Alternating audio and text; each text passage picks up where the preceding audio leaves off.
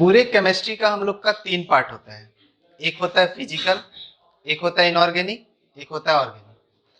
अगर percentage wise बांटे तो 30% फिजिकल, 30% इनऑर्गेनिक और 40% होता है हमारा ऑर्गेनिक केमिस्ट्री।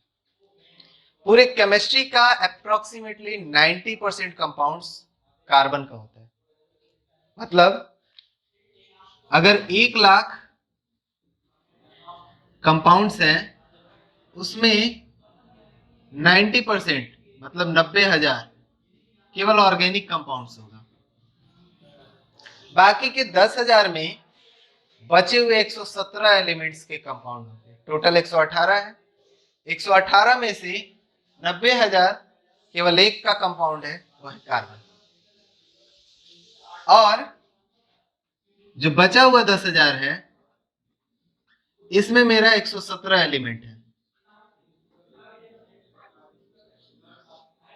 इसमें सिर्फ एक कार्बन इंपॉर्टेंट है। कार्बन के अलावा भी रहेगा, हाइड्रोजन रहेगा, नाइट्रोजन, सल्फर सब आएगा, लेकिन मेन हमारा कार्बन उसमें माना जाएगा। इस 10,000 में भी लगभग 5,000 जो कंपाउंड है,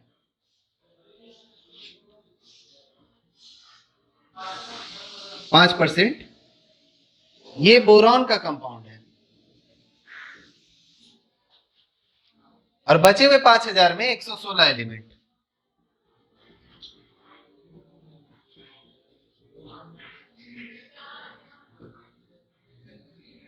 अगर 1 लाख है तो हालांकि इनफाइनाइट अभी कंपाउंड्स माने जाएंगे, कोई लिमिटेड नहीं है, क्योंकि नए नए कंपाउंड्स सिंथेसिस किए जा रहे हैं, बनाए जा रहे हैं, खोजे जा रहे हैं। तो जैसे जैसे नया नया कंपाउंड खोजा जा रहा है, ये संख्या हर रोज बढ़ते जा रहा है। हर रोज लाखों लोग इसमें जुड़े हुए हैं, इस केमिस्ट्री के फील्ड से जुड़े हुए हैं, और वो नए नए कंपाउंड्स बना रहे हैं। आज अगर कोई वैक्सीन खोज रहा है कोरोना वायरस का, तो वो भी नए नए कंपाउंड्स पे कोशिश कर रहा है, नया कंपाउंड बनाने का कोशिश कर रहा है, नया कंपाउंड खोजने का कोशिश कर रहा है। और उसमें भी मोस्ट प्रोबेबल चांस है कि वो कार्बन का ही हो। जैसे कहा जाता है भगवान सब जगह है, वैसे केमिस्ट्री क्या माना जाता है, कार्बन सब जगह है। हर तरह के मॉलिक्यूल्स में कार्बन है। अर्थ पर, धरती पर जो लाइफ है वो कहा जाता है कार्बन बेस्ड मॉलिक्यूल का लाइफ है। यही कारण है कि कार्बन बेस्ड मॉलिक्यूल का जो है यहां पर इतना इंपॉर्टेंस है। और दूसरे प्लैनेट्स पर, लाइक अर्थ के बाद मून पर या मार्स पर या किसी अदर प्लैनेट पर, अगर अभी ह्यूमन जो है लाइफ खोजने का कोशिश कर रहा है, तो वो मेनली कार्बन बेस्ड मॉलिक्यूल खोज रहा है कि कार्बन बेस्ड मॉलिक्यूल मिल जाएगा तो वहां पे लाइफ मिलने के चांसेस सबसे ज्यादा है। वहां पर जो है जीवन होने का संभावना ज्यादा है। वहां पर हम आने वाले भविष्य में ह्यूमन सेटलमेंट कर सकते हैं, मतलब इंसानों को बसा सकते हैं। अगर चांद पर बसाना है तो वहां पे कार्बन बेस्ड मॉलिक्यूल खोजना पड़ेगा, पानी खोजना पड़ेगा। तो ये सब सारी चीजें, सिर्फ पानी नहीं खोजा जाता है, वहां पे कार्बन बेस्ड मॉलिक्यूल भी खोजा जाता है कि कार्बन पे आधारित अगर कोई मॉलिक्यूल है, जैसे हम लोगों को जीवन चलाने के लिए ग्लूकोज चाहिए, कार्बोहाइड्रेट चाहिए, फैट चाहिए, ठीक है, प्रोटीन चाहिए, तो ये सब सब कार्बन बेस्ड है। हमारा डीएनए जो है, जिसमें पूरा जो है संरचना का कोडिंग है, वो सब सब कार्बन बेस्ड मॉलिक्यूल है। हम लोगों का शरीर जो बना हुआ है प्रोटीन से, वो कार्बन बेस्ड मॉलिक्यूल है। तो ये सब चीज कार्बन बेस्ड अगर है, तो कार्बन बेस्ड ही सर्च कर रहा है कहीं और। अगर कोई मेटेओराइट्स आता है धरती पर या कोई एस्टेरॉइड का रिसर्च हो रहा है, तो कार्बन बेस्ड मॉलिक्यूल। अब इसका अलग अलग तरीका है कि कार्बन बेस्ड मॉलिक्यूल कैसे सर्च करना है, वो हायर स्टडीज में पढ़ना है कि कैसे कैसे सर्च किया जाता है। पर ऑर्गेनिक केमिस्ट्री इतना इंपॉर्टेंट इसी वजह से है क्योंकि इसका सबसे ज्यादा कंपाउंड है, इसका सबसे ज्यादा यूज है, सबसे ज्यादा इंपॉर्टेंस है। अगर ये नहीं होता तो अर्थ पर लाइफ पॉसिबल नहीं होता। अभी हम लोग कार्बन बेस्ड लाइफ है, कार्बन पर ही आधारित है। ऑर्गेनिक केमिस्ट्री में हमारा एक टर्म आता है ऑर्गेनिक कंपाउंड। किसको हम लोग ऑर्गेनिक कंपाउंड कहेंगे? अब इतना ज्यादा बड़ा कंपाउंड है, 90% कंपाउंड जिसका है, तो एक एक डेफिनेशन जो है वो ऐसा नहीं हो सकता जो हर कंपाउंड को कवर कर ले। तो केमिस्ट्री में ऑर्गेनिक कंपाउंड का कोई फिक्स डेफिनेशन नहीं है, कोई भी ऐसा डेफिनेशन जो हर तरह के कंपाउंड को आपस में जोड़ दे या शामिल कर ले, ऐसा कोई डेफिनेशन नहीं है। लेकिन जो मोस्ट ऑफ को शामिल कर लेता है वो डेफिनेशन हम बता रहे हैं, जो सबसे ज्यादा एक्सेप्टेड फॉर्म है। ऑर्गेनिक कंपाउंड किसको कहेंगे, इसका एक्सेप्टेड जो सबसे बेहतर है, सारे साइंटिस्ट इस बात पे एग्री हैं कि हाँ ये ठीक है डेफिनेशन, कंप्लीट नहीं है लेकिन बेस्ट सूटेड है, बेस्ट सुटेबल है। तो कहा गया hydrocarbons and its derivative are called organic compound.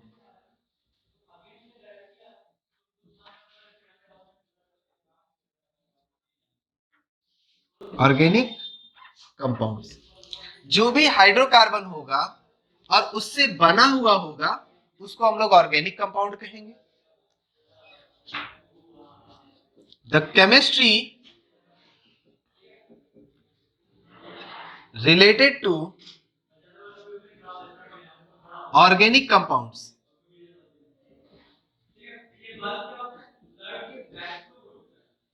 is called organic chemistry.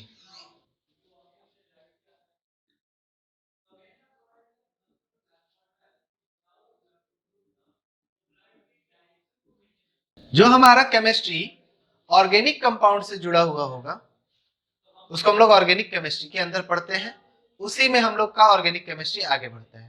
यानी अगर हम लोग आज ऑर्गेनिक केमिस्ट्री टॉपिक पढ़ रहे हैं तो इसमें हम लोग केवल ऑर्गेनिक कंपाउंड्स का केमिस्ट्री पढ़ेंगे कि ऑर्गेनिक कंपाउंड्स क्या होता है, उसमें हमारा कैसे कैसे आगे बढ़ेगा।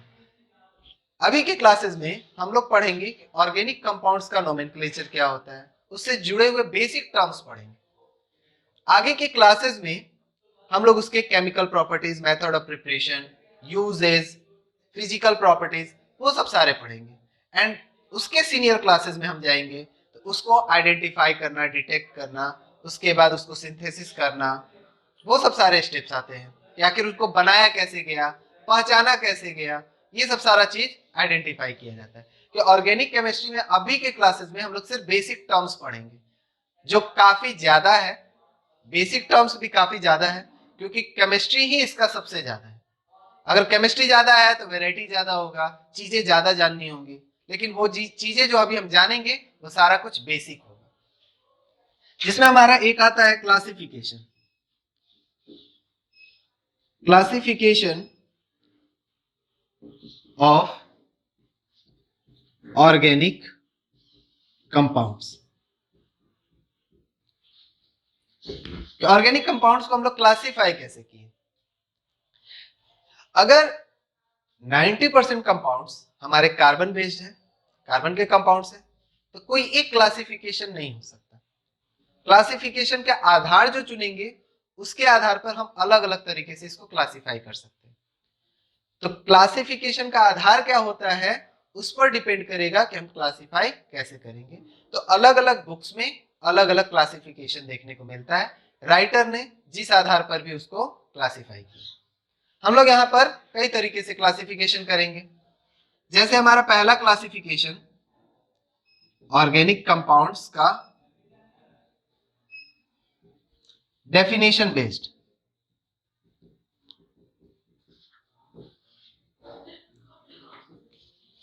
डेफिनेशन हमारा क्या है, तो हाइड्रोकार्बन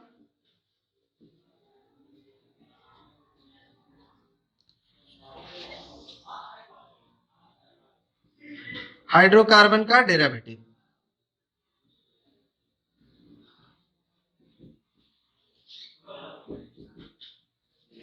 हम लोग पढ़े hydrocarbon and its derivative are called organic compound. तो एक तरफ हाइड्रोकार्बन्स हो गए, एक तरफ उसके डेरिवेटिव्स हो गए। डेरिवेटिव्स का मतलब होता है जो हाइड्रोकार्बन से हम लोग बनाएंगे, जो उससे निकाले हैं। तो हाइड्रोकार्बन्स के अंदर हम लोग पढ़ चुके हैं क्लास 10th में भी। हमारा आता है alkane, alkene, alkyne, cycloalkane and so on, बहुत सारे हैं। साइक्लोअल्कीन, साइक्लोअल्काइन, बेंजीन, बेंजीन के डेरिवेटिव्स, तो वो सब सारे हाइड्रोकार्बन में आ जाएंगे। हाइड्रोकार्बन डेरिवेटिव्स में हमारा जितना फंक्शनल ग्रुप हम लोग पढ़े हैं वो सब आ जाएगा, जैसे हेलोअल्केन्स,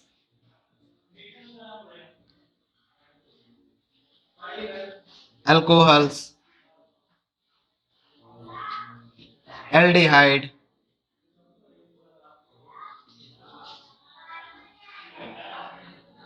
एंड सो ऑन, बहुत सारे हैं। एस्टर, अमाइड, अमाइंस, नाइट्रोअल्केन्स, तो बहुत सारा है। तो यहां पर हमारा हाइड्रोकार्बन जो होगा उसमें सिर्फ कार्बन एंड हाइड्रोजन होगा, और हाइड्रोकार्बन डेरिवेटिव्स में कार्बन हाइड्रोजन के अलावा कोई और एलिमेंट भी होगा। तो ये दो क्लासिफिकेशन के बेसिस पर हम लोग ऑर्गेनिक कंपाउंड्स को बांट सकते हैं कि कौन से कंपाउंड्स हाइड्रोकार्बन है और कौन से कंपाउंड इसके डेरिवेटिव्स है। तो ये एक क्लासिफिकेशन का तरीका होगा। जो सेकंड क्लासिफिकेशन है ऑर्गेनिक कंपाउंड्स का, वो कार्बन के चेन के बेसिस पर है। अगर कार्बन का चेन ओपन है, open carbon chain,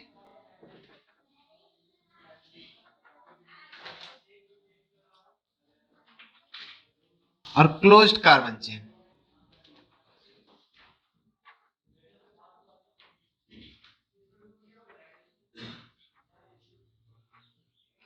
open carbon chain वाले को कहा गया एलिफैटिक,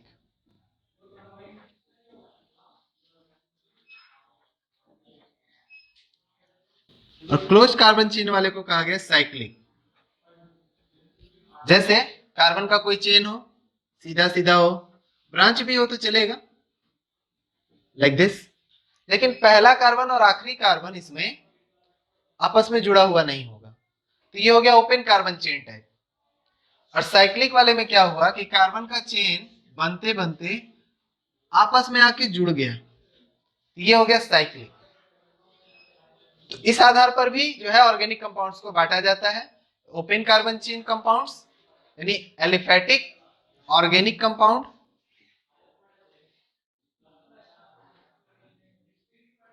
और साइक्लिक ऑर्गेनिक कंपाउंड।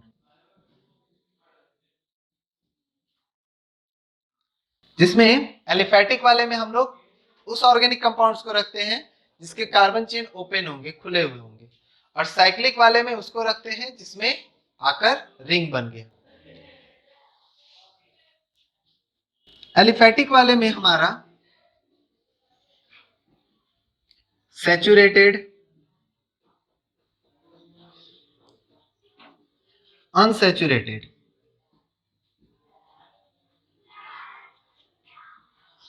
ऐसे बढ़ गया। इस सैचुरेटेड में हमारा क्या हो गया, कार्बन सिंगल बॉन्ड कार्बन केवल होगा। अनसैचुरेटेड वाले में कार्बन डबल बॉन्ड या कार्बन ट्रिपल बॉन्ड होगा। साइक्लिक वाला जो है वो होमोसाइक्लिक और हेट्रोसाइक्लिक में बढ़ गया। होमोसाइक्लिक हमारा और हेट्रोसाइक्लिक में अंतर क्या है, कोई नए एटम का।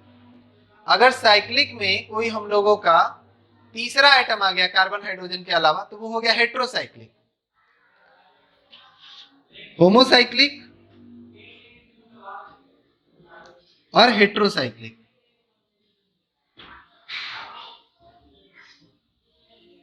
होमोसाइक्लिक में जैसे हमारा बेंजीन, कार्बन का जो चेन है उसमें सिर्फ कार्बन है।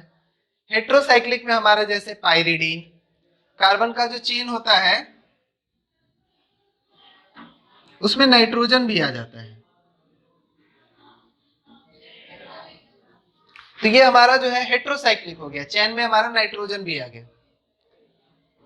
लेकिन अगर हमारा चेन में सिर्फ कार्बन हो तो उसको बोलेंगे होमोसाइक्लिक। होमो का मतलब होता है सेम और हेट्रो का मतलब होता है डिफरेंट। तो ऐसा साइक्लिक जिसमें सेम एटम हो उसको बोलेंगे होमोसाइक्लिक, अगर डिफरेंट हो जाए तो हेट्रोसाइक्लिक।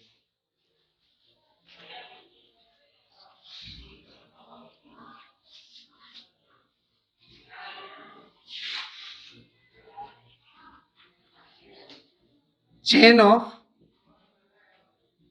कार्बन एटम, इसमें क्या होगा, chain of carbon and other atom, जैसे पायरिडीन,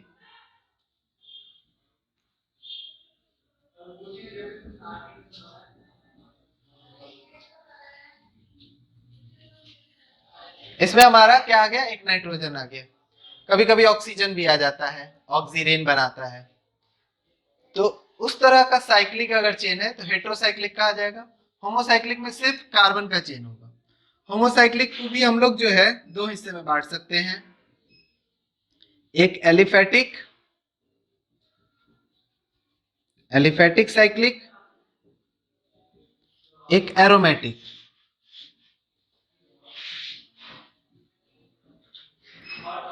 एलिफेटिक साइक्लिक में जैसे सीधा सीधा कार्बन का चेन हो जाएगा, मतलब सिंगल बॉन्ड, बीच में डबल बॉन्ड भी आ सकता है।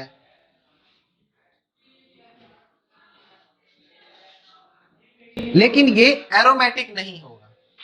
एरोमेटिक हमारा जो कंपाउंड होता है वो एक स्पेशल टाइप का कंपाउंड है जो एरोमेटिसिटी के रूल को फॉलो करता है। उसके बारे में हम लोग आगे के क्लासेस में डिस्कस करेंगे कि एरोमेटिक कंपाउंड्स किसको कहते हैं। एरोमेटिक साइक्लिक जो कंपाउंड्स हैं उसको हम लोग दो तरह से बांटेंगे। एक होता है बेंजीन, जिसको हम लोग कहेंगे बेंजीनोइड, नॉन बेंजीनोइड। बेंजीनोइड जो होगा वो बेंजीन बेस्ड होगा, बेंजीन इस तरह का कंपाउंड होता है। नॉन बेंजीनोइड जो होता है वो बेंजीन बेस्ड नहीं होगा।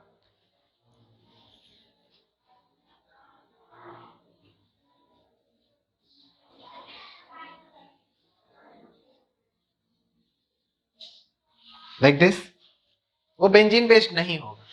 तो इस तरह के कंपाउंड्स का क्लासिफिकेशन कार्बन चेन के बेसिस पर किया गया, जिसमें हमारा aliphatic, open chain, close chain बांटा गया।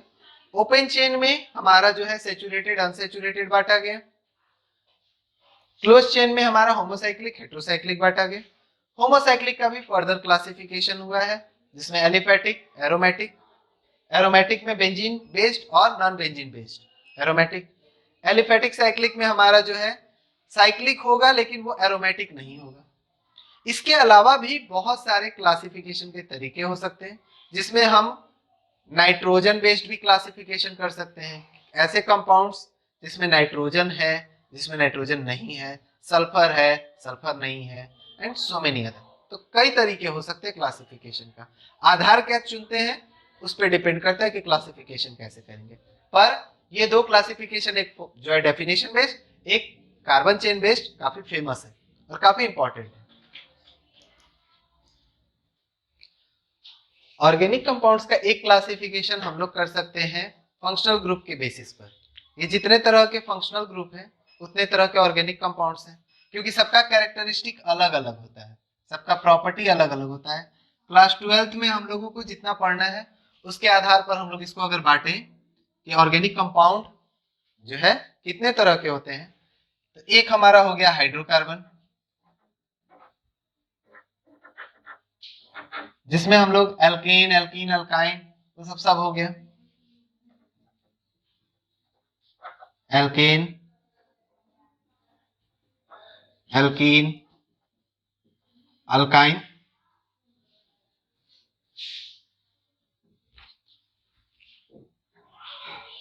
Halo alkanes,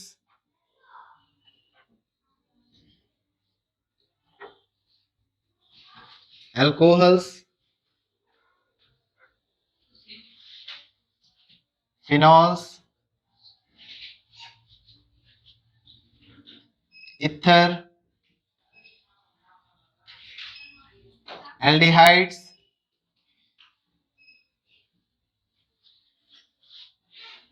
ketones,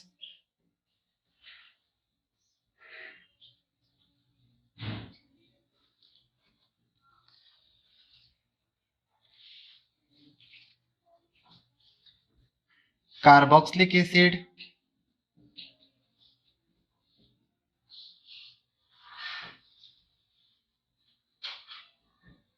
Easter,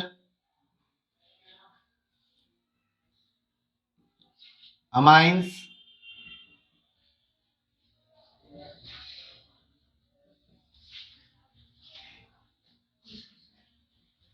cyanides, amides,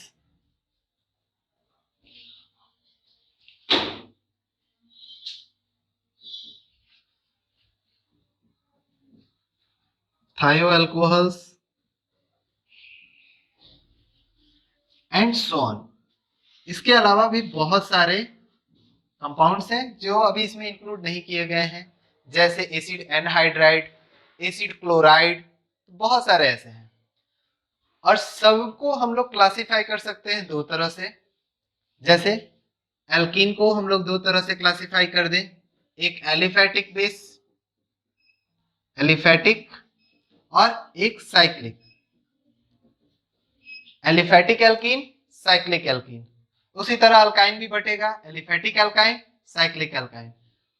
halo alkanes बटेगा एलिफैटिक और साइक्लिक पर, तो haloalkanes, aliphatic haloalkanes, cyclic haloalkanes, सब उसी तरह बढ़ते चला जाएगा। और सबका हम लोग को डिटेल पढ़ना है टिल क्लास 12 तक, 11th और 12th मिलाकर। ये सब सारे जो है कंपाउंड्स का साइक्लिक, एलिफैटिक, ये सब सारा डिटेल हम लोगों को पढ़ना है। Method of preparation, physical properties, nomenclature, chemical properties, तो इस पर हमारा जो है टिल क्लास 12 सिलेबस चलेगा। साथ ही साथ जितने भी जेई के या नीट के या किसी अदर इंजीनियरिंग कॉलेजेस के एंट्रेंस एग्जाम होते हैं, उन सब के लिए ये सारे पढ़ना बहुत जरूरी है। सबका जो है एसिडिक कैरेक्टर, बेसिक कैरेक्टर, साथ ही साथ reactivity order, physical, chemical, method of preparation, ये सब इंपॉर्टेंट है। तो ये सब सारा हम लोग का सिलेबस भी है, साथ ही साथ ऑर्गेनिक कंपाउंड्स का क्लासिफिकेशन भी है। कार्बन कंटेनिंग कंपाउंड्स कि हम लोगों का दो तरह का हो सकता है।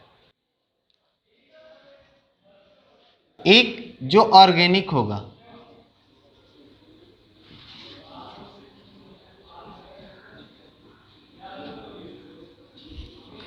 और दूसरा inorganic.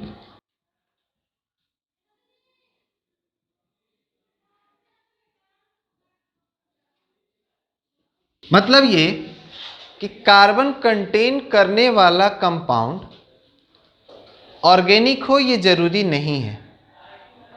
There are lots of compound जिनमें कार्बन है और वो ऑर्गेनिक नहीं है। जैसे अभी हमने देखा अमोनियम साइनेट, ये एक इनऑर्गेनिक कंपाउंड है, इसमें कार्बन है।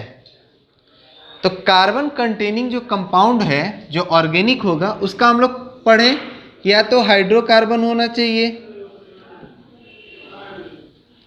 या तो डेरिवेटिव होना चाहिए। या तो हाइड्रोकार्बन होगा या तो हाइड्रोकार्बन से कुछ बना हुआ कंपाउंड होगा, तभी वो ऑर्गेनिक होगा। लेकिन अगर उसमें कार्बन है और वो हाइड्रोकार्बन नहीं है या उससे बना हुआ कोई कंपाउंड नहीं है, तो वो इनऑर्गेनिक होगा। इनऑर्गेनिक में हमारा जो है,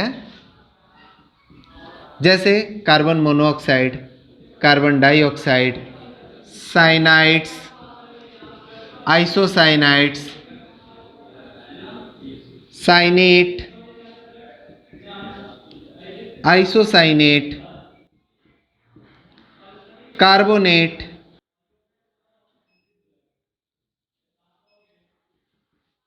etc are carbon containing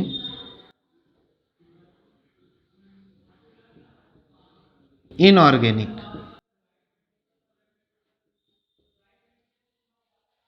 जैसे एग्जाम्पल NaCN, ये मेरा इनऑर्गेनिक है।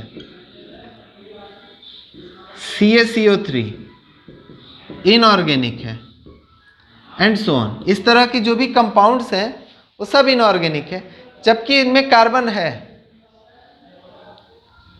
लेकिन अगर हमारा जो है ऑर्गेनिक है, तो वो या तो हाइड्रोकार्बन होगा या तो उससे बना हुआ कंपाउंड होगा। जैसे CH3CN, ये हमारा है इथेन नाइट्राइल, ये एक ऑर्गेनिक कंपाउंड है।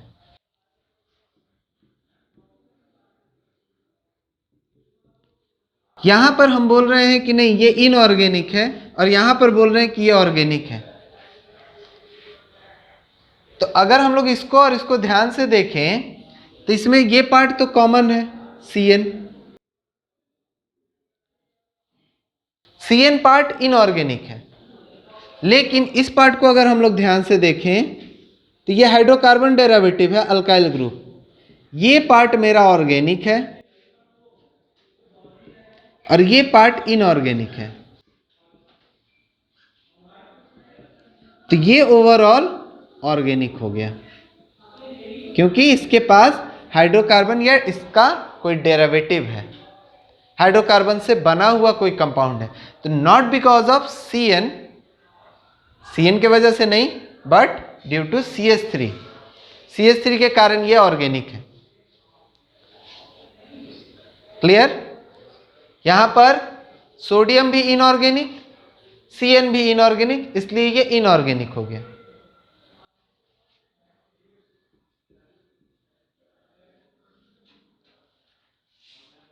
तो इनमें से अगर कोई भी ग्रुप आ जाता है, ऑर्गेनिक बनाना है उसको, तो उसके साथ इस तरह का कोई ग्रुप होना जरूरी है।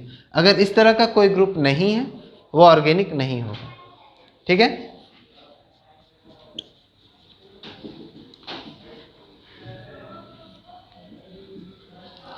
The compounds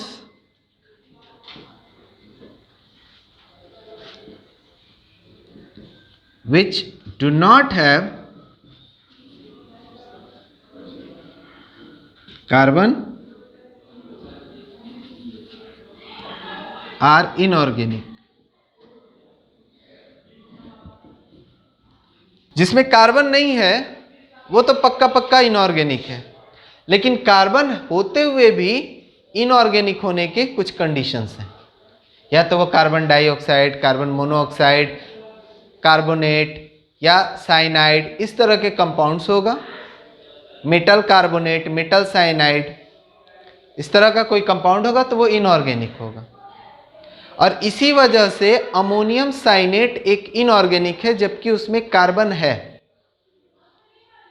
तो सिर्फ कार्बन हो जाए और ऑर्गेनिक हो जाए, ये पहले माना जाता था, अब नहीं। अब हमारा जो है डेफिनेशन ये कहता है कि हाइड्रोकार्बन या उसका डेरिवेटिव होगा तभी ऑर्गेनिक कहेंगे। सिर्फ कार्बन उसमें प्रेजेंट है तो वो ऑर्गेनिक नहीं होगा। सिर्फ कार्बन का प्रेजेंस इसको ऑर्गेनिक नहीं बना सकता। अगर उसमें जो है मेटल साइनेट है, मेटल साइनाइड है, मेटल कार्बोनेट है, तो वो मेरा कभी भी ऑर्गेनिक नहीं होगा। ऑर्गेनिक अगर तभी होगा जब उसमें हाइड्रोकार्बन होगा या उसका कोई डेरिवेटिव होगा। जैसे यहाँ पर CH3 है, C2H5 है, इस तरह का कोई ग्रुप उसमें है तभी वो ऑर्गेनिक होगा। सिर्फ कार्बन के प्रेजेंस से वो ऑर्गेनिक नहीं हो सकता। जिसमें कार्बन नहीं है वो तो इनऑर्गेनिक है, ये तो डेफिनेट है कि वो इनऑर्गेनिक है। उसमें कोई एक्सेप्शन ही नहीं है जिसमें कार्बन नहीं है और वो ऑर्गेनिक हो। लेकिन जिसमें कार्बन भी है तब भी वो इनऑर्गेनिक है, तो उसका ये लिमिटेशंस है। ऑब्जेक्टिव में क्या करता है, 4 ऑप्शन दे देगा, पूछेगा which of the following is not organic compound. तो इस तरह हम लोग देख लेंगे कि ये हमारा अगर कंडीशन सेटिस्फाई कर रहा है तो इनऑर्गेनिक, ये कंडीशन सेटिस्फाई कर रहा है तो ऑर्गेनिक। बस इतना ही ध्यान रखना है।